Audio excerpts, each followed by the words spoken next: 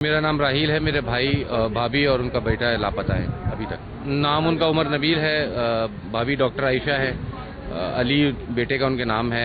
45 साल मेरे भाई की उम्र है, बच्चे की उम्र 14 साल थी।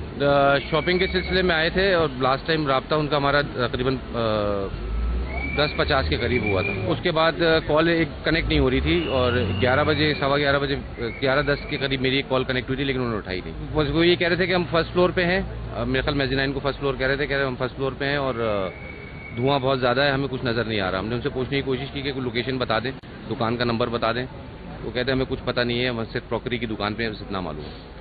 और बाकी सांस नहीं आ रही है, धुआं बहुत ज़्यादा है। सर सवा 11 बजे मैं यहाँ पहुँचा हूँ। 11 बजे हमारे भाभी के भाई यहाँ पहुँचे।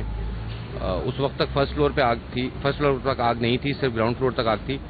और हमने रिक्वेस्ट की कि कोई रास्ता बनाया जाए, खिड़कियां बंद हैं, खिड़कियों को तोड़ा जाए, ग्रिल को निकाला जाए और धुएं का एग्जिट बनाया जाए। धुआं बाहर निकलेगा, लोग शायद रेस्क्यू हो सकते हैं। लेकिन वो पानी डाल रहे थे और आग बुझाने पे मसरूफ़ थे, लेकिन कोई मतलब ऊपर की जितनी भी फ्लोर्स थी उसमें लोग थे और उसमें धुआं भर रहा था, लोगों को निकाला जा सकता था, लोग बेहोश हो रहे थे, लेकिन उनका कोई ऐसा प्लान नज़र नहीं आया हमें। हम रिक्वेस्ट करते रहे कि ऊपर खोलें, तो वो खोला नहीं उन्होंने, आखिर वक्त तक नहीं खोला। आग बढ़ती चली गई, फिर वो ऊपर तक चली गई।